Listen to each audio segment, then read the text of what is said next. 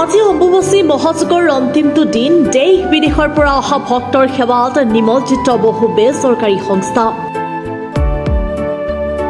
মহানগৰীৰ পাণ্ডুৰ rest camp কালিবাৰীত ভক্তক খাদ্য যোগান বিশিষ্ট সমাজকৰ্মী প্ৰয়াত কমল দেৰ শৰণত খাদ্য যোগান পৰিয়ালবৰ্গৰ।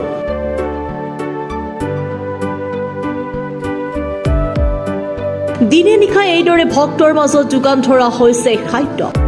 22 তাৰিখৰ পৰা আৰম্ভ কৰা এই শিবিৰ আজি মাজনিশা পৰ্যন্ত থাকিব আৰু প্ৰতিদিনে প্ৰায় 2-3 সহস্ৰাধিক ভক্তক খাদ্য যোগান ধৰা হৈছে। আমি পুনৰবাৰ জনাবলৈ চেষ্টা কৰিছো আজি অম্বুবাচী মহাযজ্ঞৰ অন্তিমটো দিন আৰু দেশ বিদেশৰ পৰা অহা ভক্তৰ সেৱাত নিমজ্জিত বহু বেচৰকাৰী সংস্থা। মহানগৰীৰ পাণ্ডুৰ ৰেষ্ট কেম্প কালিবাৰীত ভক্তক খাদ্য যোগান বিশিষ্ট সমাজকৰ্মী প্ৰয়াত কমল দেৰ শৰণত খাদ্য যোগান পৰিয়ালবৰ্গৰ। দিনে নিশা এইদৰে ভক্তৰ মাজত যোগান ধৰা হৈছে খাদ্য আৰু 22 তাৰিখৰ পৰা আৰম্ভ কৰা এই শিবিৰ আজি মাজনিশা পৰ্যন্ত থাকিব। প্ৰতিদিনে প্ৰায় 2-3 সহস্ৰাধিক ভক্তক খাদ্য যোগান ধৰা হৈছে। এইবাৰ যিটো আমি আয়োজন কৰিছোঁ স্বৰ্গীয় কমলদেৱৰ সৰু ভাইটি হয়, তো আপোনালোকে ইয়াত অহাৰ কাৰণে ধন্যবাদ জনাইছোঁ।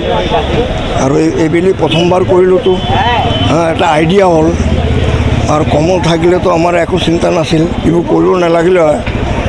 তো কৰিলোঁ যেন তাৰ আত্মাৰ শান্তি পায়। আৰু আমি যিবোৰ সঁহাৰি পাইছোঁ, যিমান মানুহ আহিছে মানে ইয়াত পৰিৱেশন কৰিও ভাল লাগিছে। আমি ৰাতি 12টা-1টাত যাওঁ ইয়াৰ পৰা।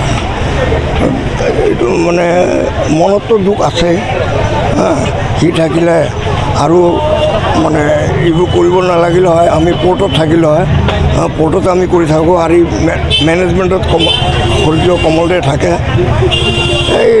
এইটো কাৰণে মনটো ভাল নাই। মানে যোৱা বছৰৰ পৰা মানে কি ক'ম আৰু মোৰ ভাষা নাই আৰু ভক্তৰ সমাগম হৈছে। মানে ইয়াততো প্ৰায় 3,000-3,500 মান মানুহ আমি হেৰি কৰি পাইছোঁ, আৰু জেগাত খুৱাই আছোঁতো, নহ'লে আৰু বেছি হ'লে হয়। মানে এনেকুৱা এটা ষ্টেপ লৈছে, যিহেতু আজি আমাৰ মাজত কমলদা নাই, তথাপিও তেওঁ যেনেকৈ আমাক সেৱাটো কৰি গৈছিলে ৰাইজৰ মাজত, আজি আমিও কণ্টিনিউ কৰি আছোঁ, চেষ্টা কৰিছোঁ যিমানখিনি পাৰি। ডেইলি ইয়াত আপোনাৰ 3,000-3,500 মানুহে খাই আছে, ধুনীয়াকৈ খাই আছে, একদম পৰিপাটিকৈ গোটেইখিনি কৰা গৈছে। তো যিখিনি মানে আপোনাৰ ইয়াতে মানুহবোৰে আগভাগ লৈছে, সিহঁতকো বহুত বহুত ধন্যবাদ।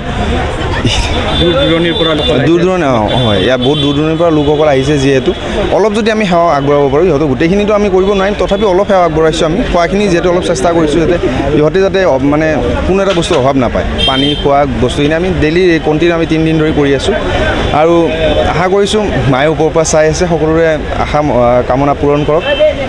ভক্তৰ সংখ্যাও বৃদ্ধি পাইছে, বিৰাট বৃদ্ধি পাইছে, যিহেতু আমিও মানে কল্পনা কৰা নাছিলোঁ।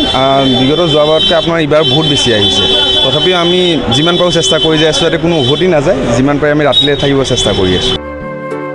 গুৱাহাটীৰ পৰা পূজা দাসৰ ৰিপৰ্ট, প্ৰাতঃ টাইম ডিজিটেল। শদিয়াৰ পৰা ধুবুৰীলৈ, বৰাকৰ পৰা ব্ৰহ্মপুত্ৰলৈ সকলোৰে মাজত চিনাকি এটা নাম প্ৰাতঃ টাইম। থলুৱা ভাষা, কৃষ্টি আৰু সত্য বাতৰিৰ আধাৰত প্ৰতিষ্ঠিত খবৰ প্ৰাতঃ টাইমৰ প্ৰতিটো বা বাতৰি পুংখানুপুংখভাৱে চাবলৈ Facebook, YouTube, website, Twitter, Instagram আৰু ব্লগাৰ পেজত লাইক আৰু